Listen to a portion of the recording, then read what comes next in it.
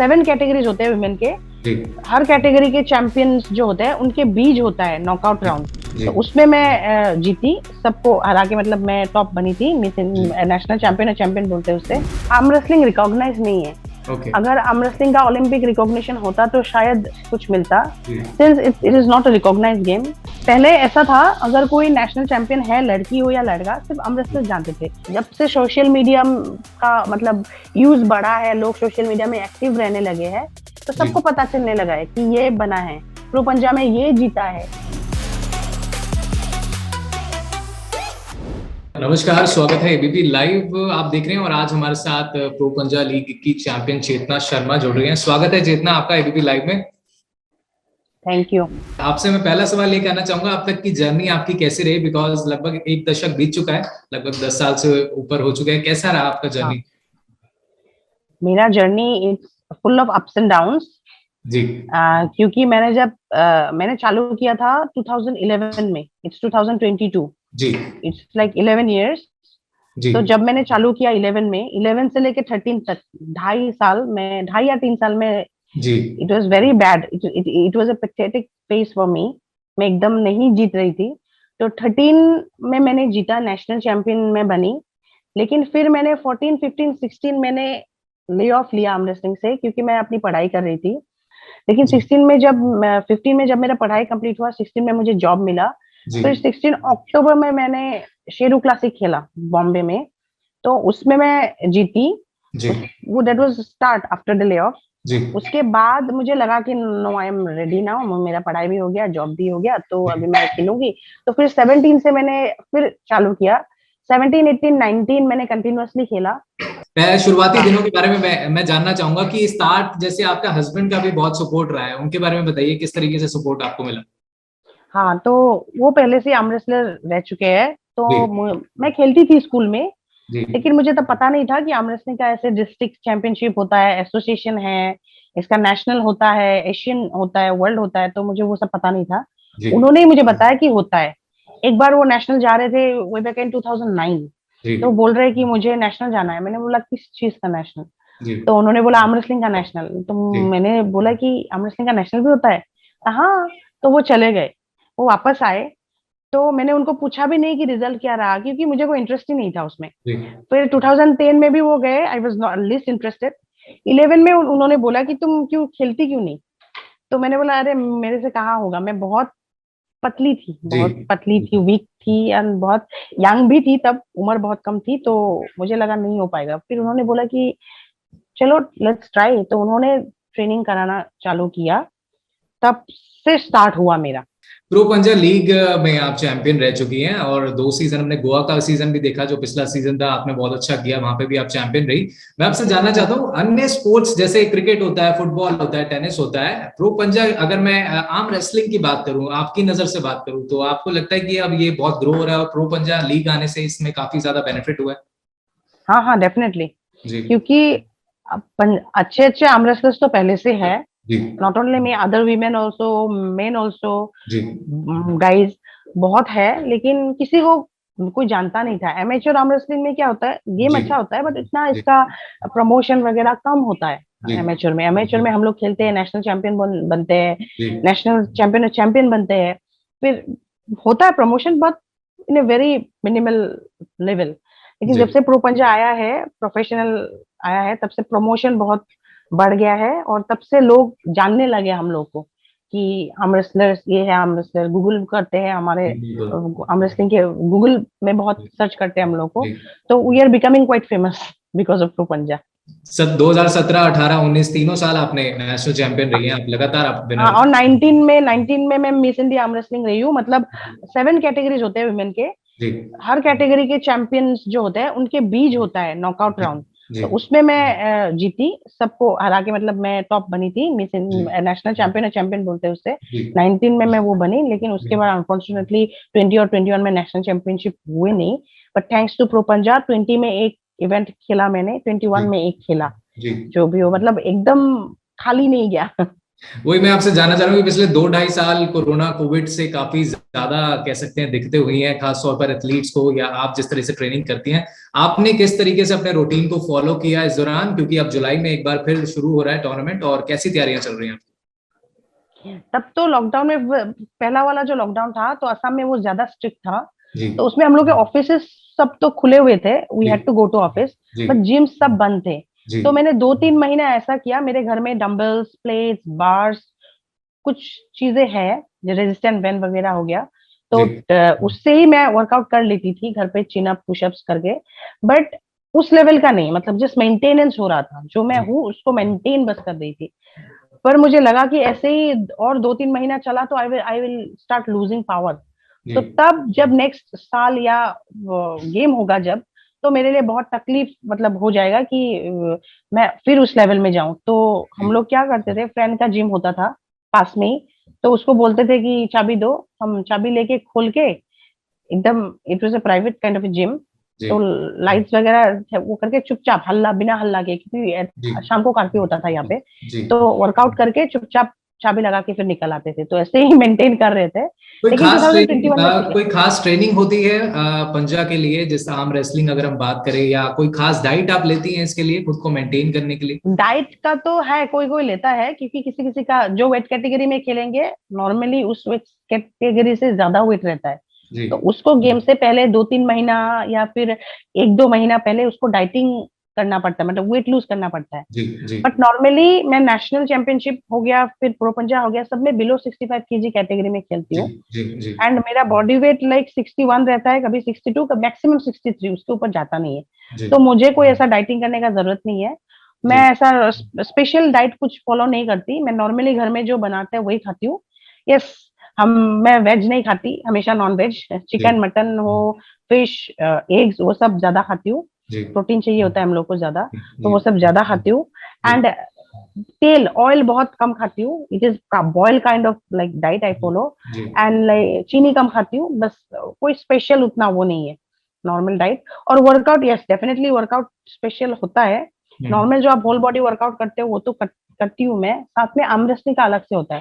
जैसे हम्म, हम लोग को फिंगर्स का वर्कआउट करना पड़ता जी जी है, फिंगर स्ट्रॉन्ग करने पड़ते हैं, जी तो फिंगर्स का वर्कआउट कर लेते हैं, रिस्ट का, जी। फिर inner forearm, upper forearm, biceps, triceps, back, shoulder, traps, सब करते हैं, मतलब बिल्कुल, सबका मैंने करना मैंने पड़ता है। आप जिस चीज का जिक्र कर रहे हैं, आईआईटी बॉम्बे में जो फेस्ट हुआ था, वहां लगभग 100 स्टूडेंट्स आए थे, और उनमें सभी को आपने हरा दिया, हमने देखा है जिस तरीके से। तो उसके बारे में दिखाइए, काफी मजेदार रहा होगा वो कंपटीशन, क्योंकि कई सारे ऐसे जानदार लोग भी आए होंगे उसमें, आपको लगा होगा।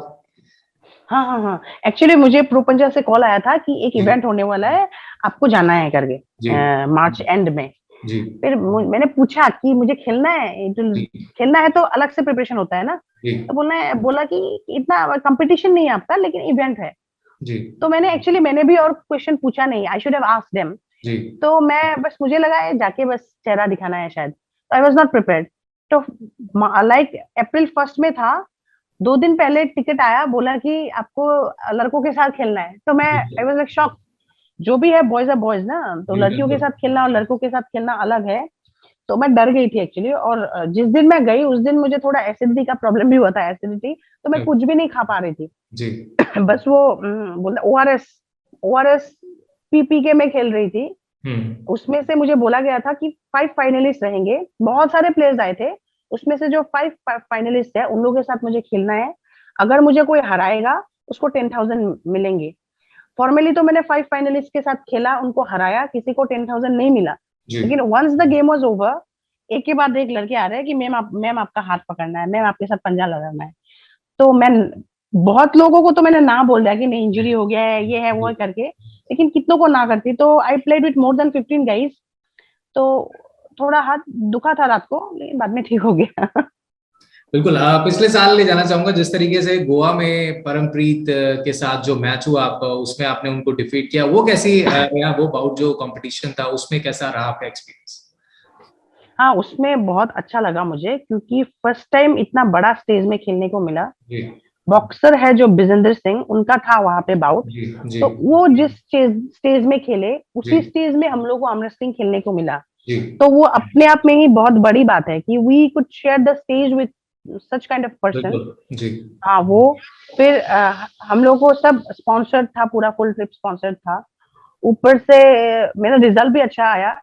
इतना सब के होने के बाद अगर मैं हारती तो कुछ कुछ मजा नहीं आता। जी मैं जीत गई 3-0, एक भी नहीं हारी, 3-0 जीती। तो जी इट वाज द लाइक बोलते ना आइसिंग ऑन द केक। जी। तो बहुत बहुत अच्छा एक्सपीरियंस रहा और वो मैं जिंदगी में नहीं भूलूंगी, वो गोवा वाला ट्रिप। 6 टाइम आप नेशनल चैंपियन रही है, इंटरनेशनल खेलने के क्या प्लान है आगे आपके, कुछ आपने सोचा है उस बारे में? हाँ 17 में जब मैं नेशनल चैंपियन बनी तब मुझे सिलेक्शन मिला था। जी 18 में भी मिला, 19 में भी मिला, बट जी ड्यू टू फाइनेंशियल जी क्राइसिस मैं नहीं जा पाई। जी क्योंकि इतना पैसा, हाँ कोई कोई जाता है स्पॉन्सर गैदर करते जाते हैं। जी। तो लड़कों का अलग है, since I am a girl, मैं किसी किसी से भी जाके पैसा नहीं मांगती, क्या नहीं फेडरेशन मांग की तरफ सकती। से, एसोसिएशन की तरफ से कोई हेल्प आपको मिल रही है फाइनेंशियली, या गवर्नमेंट की तरफ से मिल रहा है कुछ? नो नो नो, क्योंकि आर्म रेसलिंग रिकॉग्नाइज नहीं है। ओके। अगर आर्म रेसलिंग का ओलंपिक रिकॉग्निशन होता तो शायद कुछ मिलता। जी since it is not a recognize game, जी फेडरेशन हो या गवर्नमेंट हो, किसी से कुछ नहीं मिल रहा है। अपने सैलरी के पैसे से, जो सैलरी मिलता है मुझे जॉब से, उसके जी पैसे से मैं जिम का फीस, फिर अपने जैसे हम लोग प्रोटीन पाउडर लेते हैं वो सब जी सप्लीमेंट्स, जी फिर हम लोग कैल्शियम मल्टीविटामिन वो सब लेते हैं उसका, जी फिर वो जब हम लोग नेशनल स्टेट खेलने जाते हैं वो सब सब मैं मतलब अपने पैसे से खर्चा कर रही हूँ। तो वो नेशनल तक तो हो जाता है, लेकिन अपने जी सैलरी के पैसे से वर्ल्ड जाना पॉसिबल नहीं है। उसके लिए स्पॉन्सरशिप चाहिए जो मुझे नहीं मिल पा रहा है।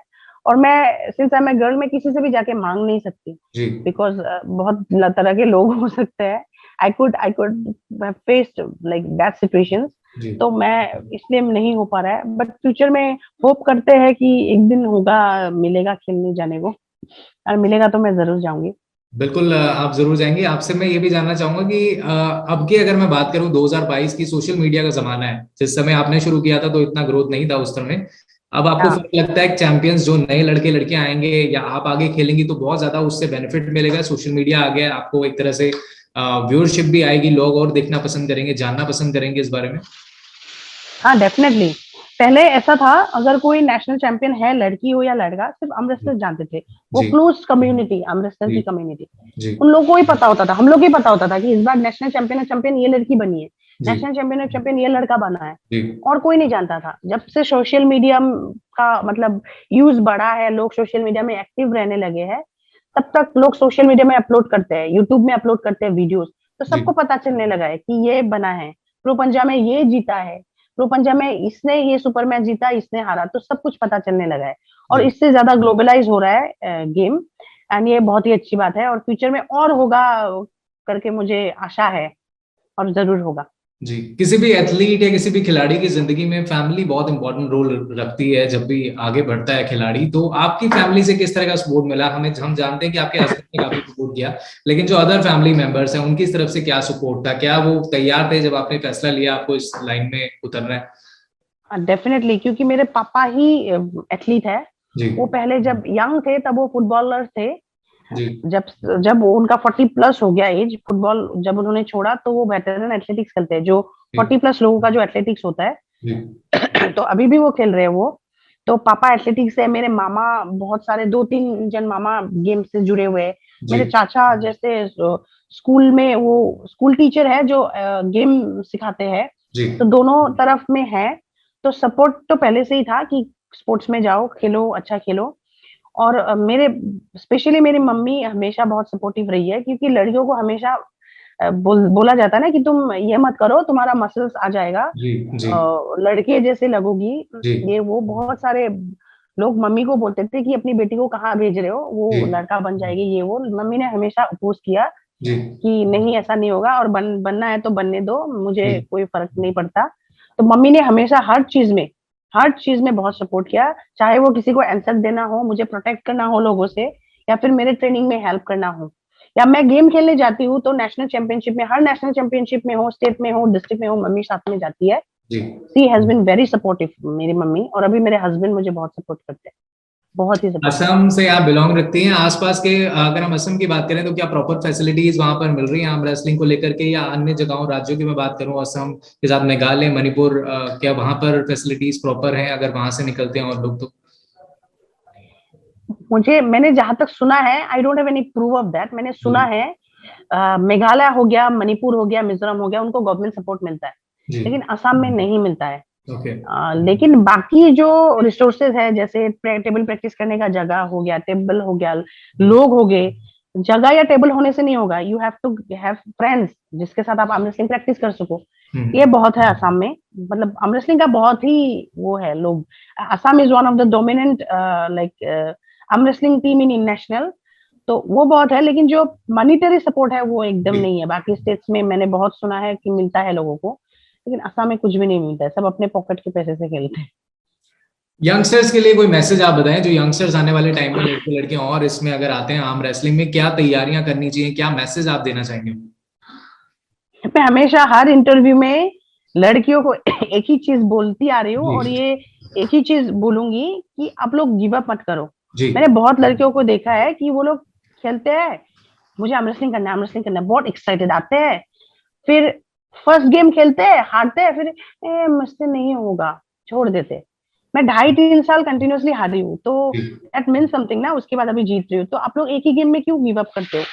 Just keep on trying, keep on trying, तो एक ना एक दिन जरूर जीतोगी। एंड सेकेंडली, यंगस्टर्स को, लड़कियों को स्पेशली, लड़कों का, लड़कियां, लड़की हो या लड़का, अगर आप जीतने लगे हो तो घमंड मत करो। अगर आप एक बार घमंडी बन गए तो आपका जीतने का सिलसिला बंद हो जाएगा। Be humble, be respectful.